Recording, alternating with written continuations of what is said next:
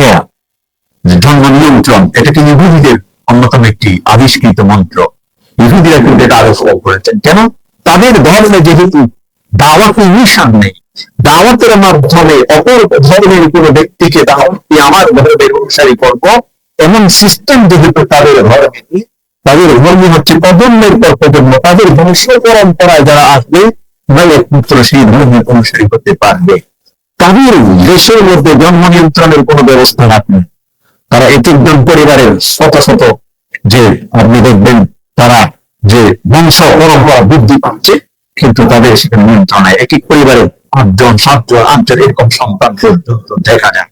আর অন্যান্য বিশ্বের মধ্যে ছড়িয়ে ছিটিয়ে দিয়েছেন ছেলে হোক মেয়ে হোক, দুটো সন্তান যথেষ্ট।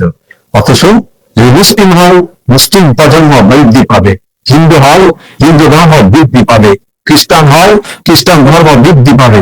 এই জন্য তাদের এই কৌশল, জন্ম নিয়ন্ত্রণ অন্যতম একটি কৌশল, সব বিধি তারা ছড়িয়ে দিয়েছেন। এটা হচ্ছে তাদের অন্যতম ষড়যন্ত্র।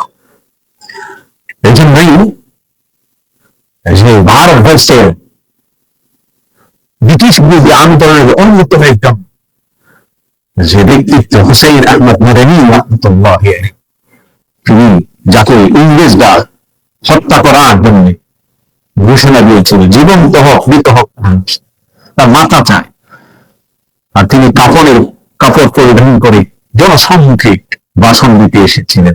সে হুসাইন আহমদ মাদানী রাহমাতুল্লাহি একটি কথা বলেছেন, আগার আগার कहीं समंदर में 2 मछलियां लड़ने लगे तो समझो वहां कहीं न कहीं कोई इहुदी यहाँ है। সমুদ্রের তলপৃষ্ঠে যদি 2টি মাছ যুদ্ধ করে, কামড়াকামড়ি করে, একে অপরকে সংক্রমণ করে একটি আরেকটিকে আঘাত করতে চায়, তাহলে বুঝে নিতে হবে এখানে কোন ইহুদি ষড়যন্ত্র। এরা হচ্ছে এমন মারাত্মক ফিতনা এবং বিপর্যয়ের সৃষ্টিকারী একটি জাত। এনিহাউ, ইহুদি সম্প্রদায়, এদেরকে ইহুদি কেন বলা হয়? এরা একে অপরের সাথে জুড়ে থাকে, একে অপরের সাথে জুড়ে থাকে।